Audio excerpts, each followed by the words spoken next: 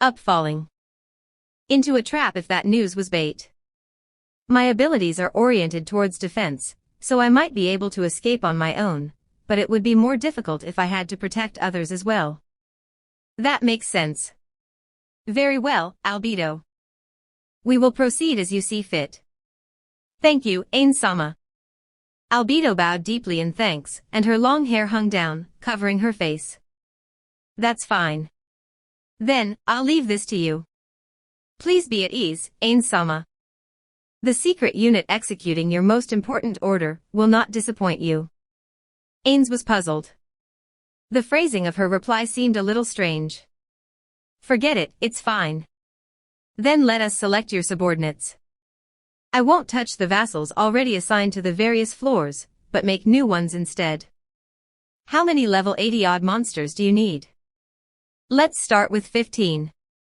15? That's a bit too. Halfway through, Ains shook his head. Searching for his past friends was an important task. He should not be considering the expense at all. No, that's fine. I understand. There is another thing I would like to ask. May I have command authority over Rubedo? Denied. Ains replied instantly. Rubedo was the single most powerful individual in Nazarick. Purely in terms of melee combat, she was stronger than Sabas, Cositus, and Albedo. In all likelihood, even a fully equipped Ains could not beat her, and even Shaltir would be considered weak in comparison to her.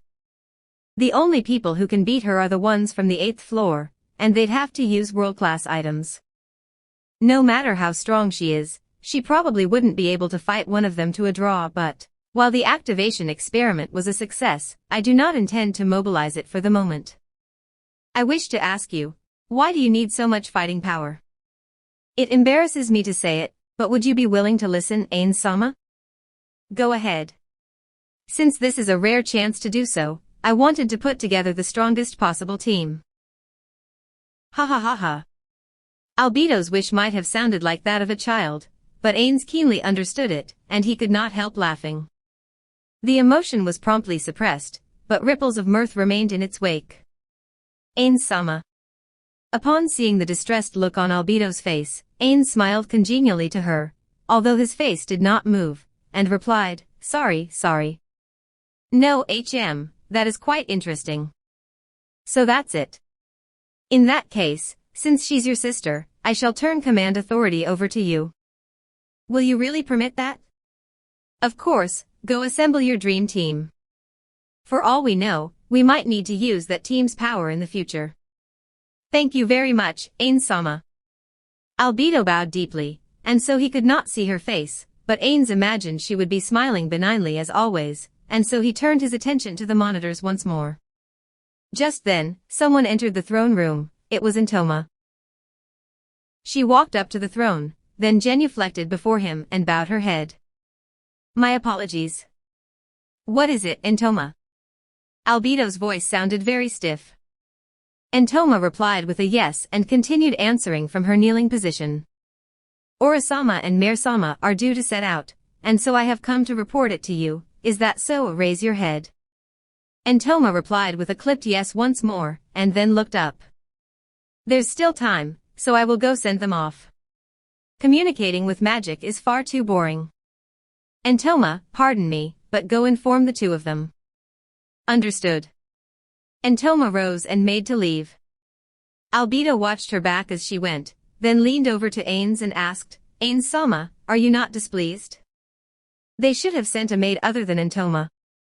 I will scold them later. Why do you say that? No, I simply felt that they should not have let you hear that rude girl's voice, Ains-sama. Oh, I don't mind. In fact, it was my suggestion that Intoma take her. Wait. Intoma. Yes. Is something the matter? Intoma was just about to rush back when Ains held out his hand to stop her, indicating that she should answer him from her current location. What happened to the other parts? Were they well utilized? Yes. The head went to a silk hat. The arms were shared between the dead man's struggles. Demiurge-sama took the skin. The other parts were fodder for Grant's children. I believe there was no wastage. Really now? Very good. A hunter's duty is to make good use of every bit of his kill. If all hunters did that, it would be called provision. You really are too kind. As expected of the Supreme One, you show kindness even to such filthy little thieves. Surely everyone in Nazareth would shed a tear if they heard what you just said, Ain Sama. Albedo's voice trembled with emotion as she spoke. And Toma's eyes were filled with a respect that transcended the norm. Umu. Ah, it's fine, that's just my personal opinion. It's not meant to force you to be like me. Although, I still feel that making full use of it is just common courtesy. Understood, I'm certain the others will make good use of theirs too. As he saw the two of them bowing deeply before him, Ains had a feeling like he had missed something somewhere, and all he could reply with was Omo. Part 4. The Ministry of Magic had several meeting rooms and guest rooms.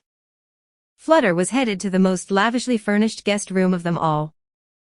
It was a room which was only used for visits from the Emperor or other highly placed people. Flutter stood by the door of the room and checked his grooming. His robe was exquisite and fit to be worn to the evening galas organized by the Emperor, while the splash of cologne on his collar and sleeves radiated a heartening fragrance. Flutter had no interest in politics or social interactions. Rather, he hoped to be able to focus all his efforts on magical research, so he found all other matters annoying. However, he knew that he could not completely ignore such problems. He did not want to wound the Empire's dignity by appearing unkempt. Very good, all's well. After assuring himself that his clothes were in an immaculate state, he knocked on the door, and then entered. There were two adventurers in the luxurious room. One was a warrior, dressed in jet black plate armor like the Death Knight from just now. And then, the other one was a beautiful woman who was so fair that she even managed to mesmerize Flutter for a moment. So they are Mammon of Darkness and the beautiful Princess Nabe then? Forgive me for keeping the two of you waiting. As Flutter quietly closed the door, he suddenly had a strange feeling. Odd. He remained at the door, staring at the jaw-dropping beauty. I can't see it? Flutter's eyes should have been able to see an image superimposed over her. However, he could not see it now, which left him speechless from shock and puzzlement. Flutter's natural talent was the ability to see the auras around arcane magic casters, and thus the tier of spells they could use. However, Flutter's talent could not sense the auras from around them, despite hearing that the beautiful Princess Nabe of Darkness was an arcane magic caster. Protection from divinations? That was the only possibility, but that in turn raised new questions of its own. Why had she warded herself against divinations? Normal adventurers would not erect such defenses. That was because using their strength on such matters was too troublesome, and few situations arose where one needed to be constantly aware of such things. Besides, not taking off one's protection for divinations when meeting them was quite rude. Well, I used a detection ability myself, which was somewhat impolite too, but why does she have to hide her power? Flutter's talent was well known, and perhaps she had done so to protect herself, but he still did not know the reason for it. Upon seeing Flutter frozen in place, his somewhat surprised guests asked, "Is something the matter?" "Oh, please forgive my rudeness." Flutter sat before Mammon, but he could not help sneaking peeks at Nabe. "Ah, I see. Let's begin, then." "Begin what?" Before Flutter could ask, Mammon took the initiative and said, "Nabe, it's time for you to take your ring off." "Understood." Nabe removed her ring. In that moment, it felt like an explosion had gone off in his face. A cry of "what" escaped his throat. Nabe's body radiated a world-shaking wave of power. His body was not truly being assaulted by a wave of overpressure. This was a surge of might which only someone with Flutter's talents could see. Flutter curled up into a ball and trembled, like a man lashed by icy winds. Impossible. It was not possible, it could not be possible. There was no way that there was someone more powerful than himself. But he could not reject it out of hand, because the scene before him was reality. His ability had never betrayed him before, her power was far in excess of his. That was the pure and undeniable truth. The 7th, no, don't tell me, this flow of power is the proof of the 8th. If that were so, then it would be the stuff of legends. Flutter could no longer speak, because magic of the 5th tier was the domain of heroes. And the 6th tier which Flutter had reached was terra incognita. And now, someone who had easily gone a tier beyond had suddenly appeared before his eyes. And she was such a young and beautiful woman too. Could it be that her appearance doesn't correspond to her age? As Flutter trembled in shock, he noticed Mammon removing one of his black gauntlets, and then he removed one of the rings he wore. In that instant, the world was subsumed into light, and Flutter felt his consciousness flee him. He could not understand what had just taken place before his eyes. Even Flutter, who had lived over 200 years, even this man, who could use the highest tiers of magic humanity could reach, could not comprehend this reality.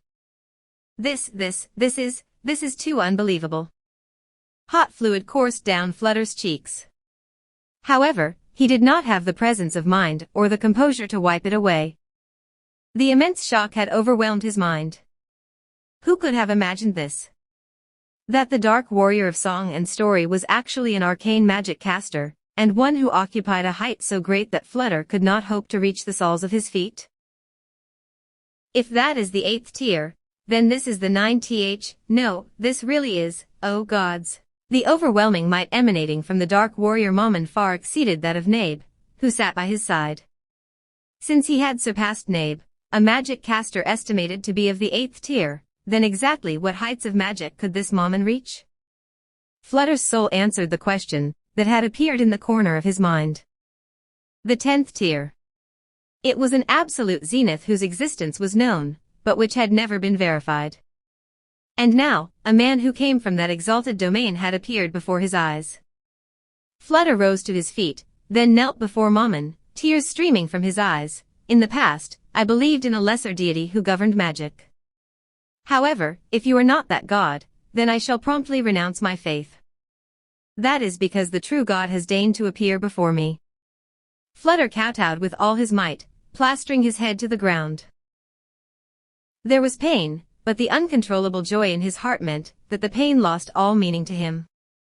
I know this is extremely rude, but I beg a favor of you, upon my hands and knees. Please bestow your teachings upon me. I wish to glimpse the abyss of magic. I beg you. I beg you. And what sort of price are you willing to pay for that? That voice was as cold as an iceberg.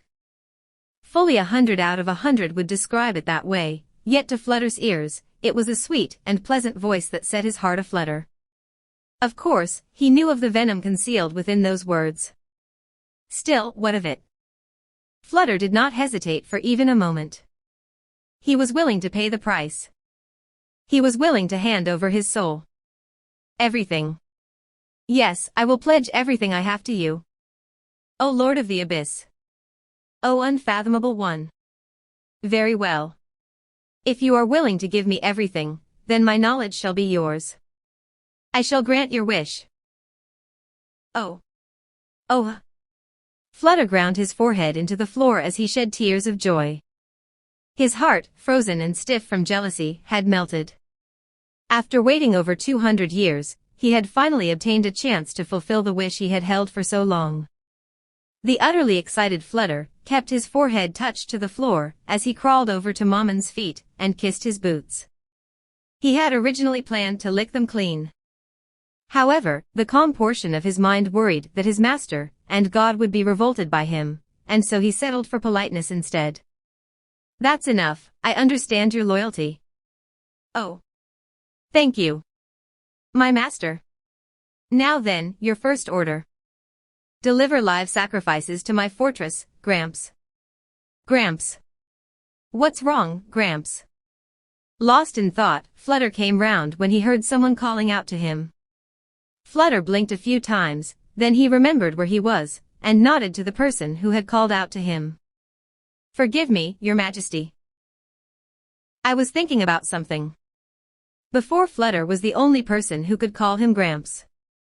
That person was the Emperor of the Baharuth Empire, Jerknivrun Farlord Elnix. Normally, there would only be a few people in this room, but right now, there were many people gathered here. There was Emperor Jerkniv and 4 bodyguards. There was Flutter Paradine, the highest-ranking magic caster in the Empire. Then there were 10 loyal and capable ministers, whose abilities could effectively support their outstandingly intelligent emperor. In addition, one of the people hailed as the strongest in the Empire, Lightning Bolt Baziwood Peshmel of the Empire's 4 knights, was present. All of them sat where they pleased, and they had been discussing the direction that the Empire would take since just now. The sheets of paper scattered all around bore witness to the intensity of their debate. One of them had even shouted himself hoarse. The young Emperor with the title of Bloody spoke something to Flutter that he would never have said to anyone else. "No, don't worry about it. After all, I've made you worry about a lot of things. You're getting on in years, so I'd like to let you enjoy them. Unfortunately, there are many things which I must bother you about, so please forgive me. I thank your Majesty for his concern. However, I am a faithful servant of your Majesty. Please, order me around as you see fit." After being thanked for his service, Flutter nodded his head slightly. "I've raised a good boy." Those thoughts went through Flutter's mind as he looked upon the handsome young man. Flutter had begun working for the Empire about 6 generations ago. His relationship with the Emperor at that time, the 6th Emperor before Jerkniv, had been quite bad.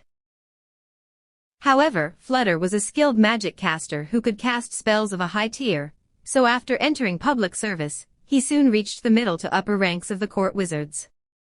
For this reason, Flutter had become closer to the 5th Emperor before Jerkniv.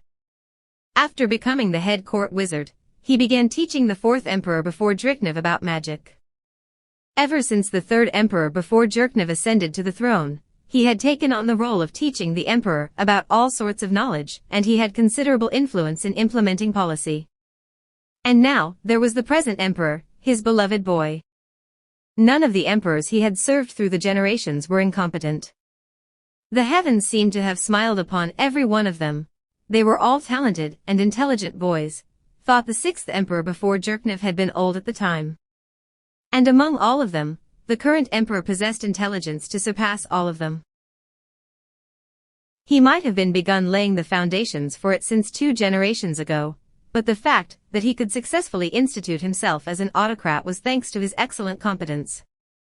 Flutter deeply doted on Jerkniv Rune Farlord Elnix. Flutter had taught him like he was his own son. He was certain that the Emperor too loved and respected him like a second father. Even so, Flutter could discard a man he loved like his own son. "I want to see the abyss of magic, Jur. I will cast aside anything for it without hesitation. Even a darling lad like you." "Then, your Majesty, we've decided to completely halt the offensive against the kingdom, is it?" "Indeed. That's because investigating the demon Jaldabaoth is more important." "Gramps, did you learn anything?" "I regret to say that despite my investigations, I have not found any information yet, your Majesty." "Indeed, it had all been arranged beforehand." Paradine Sama. "Can you not use magic to investigate?" Flutter turned to the man who had addressed him, carefully faked an expression, and then looked coldly at him. "Indeed, magic is potentially capable of performing the impossible. That is, forgive me, Gramps. Once you start talking about this sort of thing, you tend to ramble on all day. Please dispense with that for now."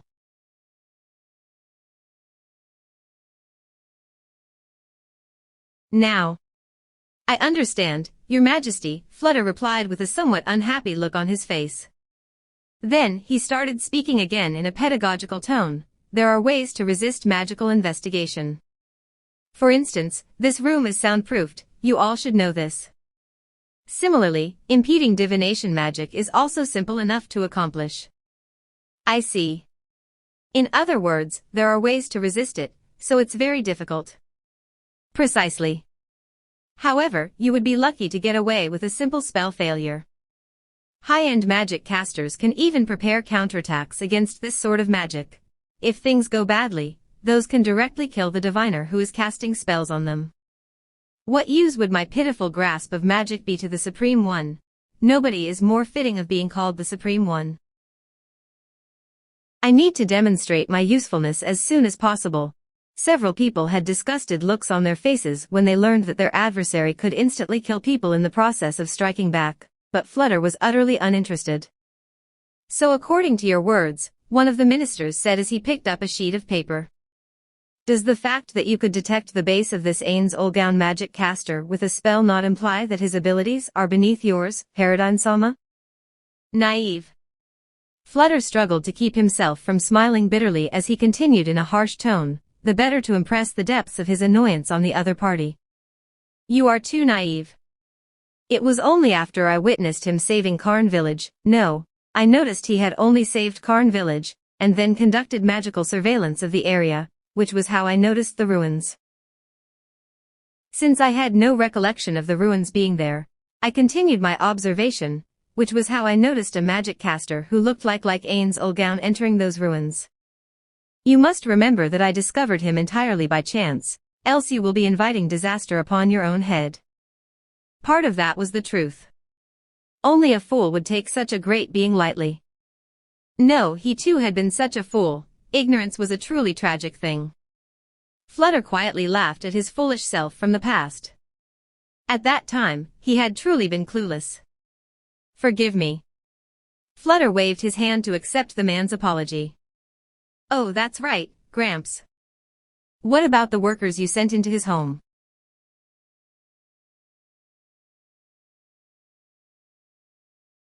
Home? One of the spies following them sent back a report via message. It seems they are all dead. Jerkniv counted the days on his fingers, and then his eyes widened slightly. He had heard that the people who had been sent out were quite capable workers. The fact that such fighting power had been annihilated in a day or less was quite surprising. Needless to say, Flutter was not surprised. He felt that such an outcome was inevitable. However, the look on his face was one of disbelief. Is that so? That said, magical information alone is not completely reliable. How long until the adventurers return? They decided to fall back immediately since nobody came back alive, but it seems it will take them 4 days to come back. Waiting for the returning adventurers to provide us with their information. That'll be at least 5 days. Until then, our hands are tied. Message was a very unreliable way of transmitting information. That was because it became less clear the longer the distance between them. In addition, there was another reason why the Empire did not place its trust in methods like message. The most famous example was the tragedy of Gartenberg. Roughly 300 years ago, that country had set up a message network between their cities to increase the speed of information transfer. It was a humanoid nation ruled by magic casters. Due to their over-reliance on message, it fell into chaos after receiving just 3 false reports. The cities warred against each other, and on top of that they were attacked by monsters and demi-humans, and thus the country perished. Apart from that, the bards also sang songs about husbands who murdered their wives after being informed of the latter's betrayal, only to find out that it had been fake news all along. As a result, very few people trusted message for passing on information. Rather, those who placed too much faith in message were treated as idiots. Jerkniv was one of them. He made use of message. However, he corroborated it with intelligence from other sources. He would never solely rely on magic. Still, that man was a moron. If he had hired workers from Irantal, things would have fitted our plan better. Of course, it's precisely because he's incompetent that he was dancing in the palm of my hand, but being too useless is problematic too. He ought to be better bait, at least. It is as your majesty says. Jerkniv furrowed his brows as he heard Flutter agree with him. Flutter had proposed a plan several days ago, which he had accepted. Said plan had 2 aims. The first was to grasp Ains Olgaun's personality. According to Flutter's investigations, Ains Olgaun's reaction was to not leave the tomb for several days, so they determined that said tomb was his home base. Thus, they dispatched the workers there, to observe how Ains Olgaun would react. Would he treat the people who barged into his domicile kindly, or mount stiff resistance? In the end, the workers had been slaughtered to the last, and from there, they had learned about part of his character. The other aim was to ruin the kingdom's relationship with Ains Olgaun. It would have been better to hire workers in Irantal, but unfortunately things had not gone that smoothly. It seems he was not that stupid after all. All the Count had been told was that those were unknown ruins. It had been enough of a risk for a noble of the Empire to barge into ruins within kingdom territory, and hiring workers from the kingdom would have required even more courage. It was hard to fault him for using Empire workers. However, that would mean they could not spoil the relationship between Irantal, or perhaps the Riestai's kingdom, and Ains Olgaun. Therefore, in order to achieve their second aim, they had to send information on this unknown tomb to the kingdom's adventurers guild. Mamon's arrival at the Empire played right into our hands. Indeed. Now, he will tell the guild over there about the unknown ruins, and how the workers were all wiped out. This way, the kingdom will know the Empire wants to search those ruins, and they'll mount an official investigation on their own. It was in order to achieve that objective that they had forced the involvement of the Adventurers Guild in this. Of course, they had not done so in the Emperor's name.